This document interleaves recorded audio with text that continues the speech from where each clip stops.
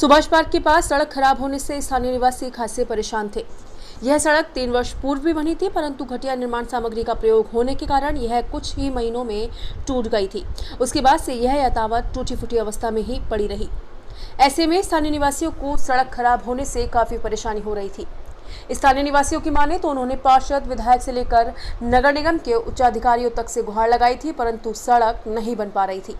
ऐसे में कांग्रेस नेत्री व समाज कल्याण बोर्ड की चेयरमैन डॉक्टर अर्चना शर्मा के प्रयासों से बुधवार को इस सड़क निर्माण कार्य का शुभारंभ हुआ, जिससे स्थानीय निवासी काफी प्रसन्न नजर आए।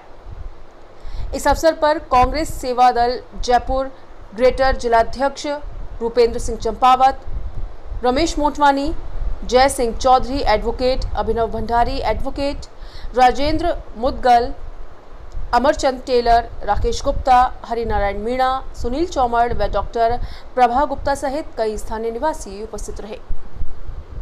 मैडम, सड़क का उद्घाटन हुआ, हमने देखा कई जगह माइनगर में उद्घाटन हुए हैं, लेकिन कहीं ना कहीं श्रेय की होड़ और दूसरा सड़कें खराब ही बन रही हैं, लोगों को समस्या भी रहती हैं। अब आप यहाँ सड़क बनवा रहे हैं तो किस तरह की सड़क बनेगी? देखिए, हम कोशिश यही करते हैं कि गुणवत्तापूर्ण कार्य हो, और यही कारण है कि कई स्थानों पर जहाँ पर सड़कों की स्वीकृति हुई थी वहाँ मैंने काम रुकवाकर पहले सीवर का काम करवाया।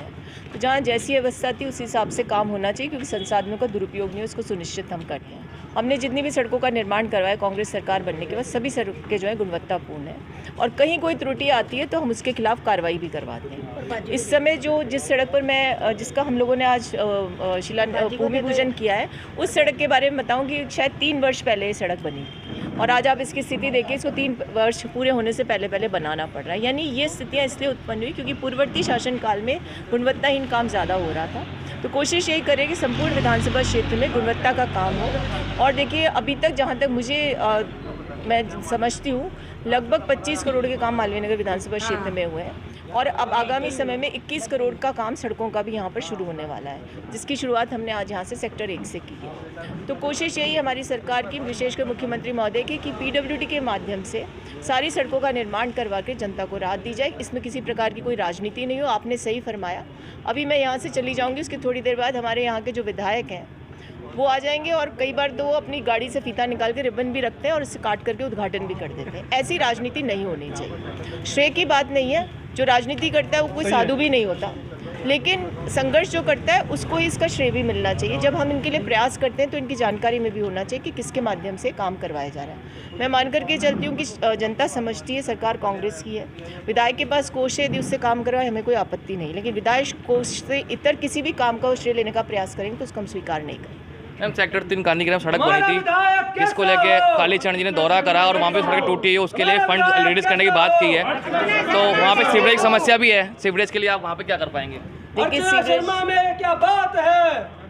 सीवरेज को लेकर के गांधीग्राम में अभी 3 गलियां बाकी है, सारी सीवरेज हमने डलवाई। अभी मैंने फाइल को अभी पुटअप किया, मुझे पूरी उम्मीद है कि 15-20 दिन में जो शेष बची गलियां उनकी सीवर लाइन भी स्वीकृत होगी।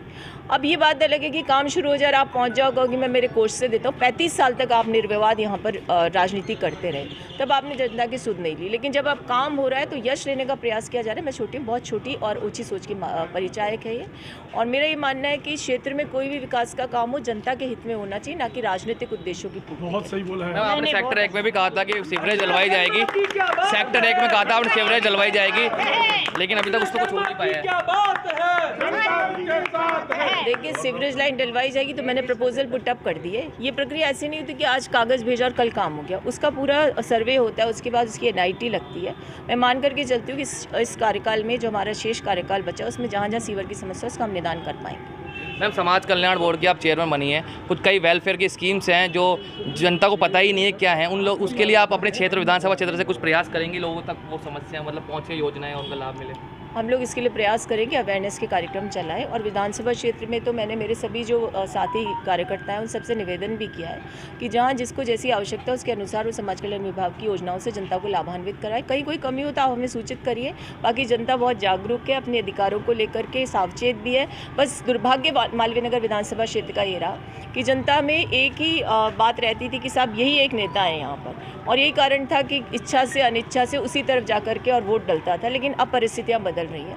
और इसका कारण है कि जनता को समझ आ रहा है काम क्या होता है, जनता के अधिकार क्या होते हैं, उन्हें कैसे सुनिश्चित करवाना है। काम करेगा उसी को वोट मिलेगा। और अब तक ये होता रहा था कि जनता को अपनी बपौती समझना, उनसे दुर्व्यवहार करना, जनता के बीच में नहीं जाना, घर बैठे वोट प्राप्त करना एक परंपरा रही थी, वो बदल चुकी है।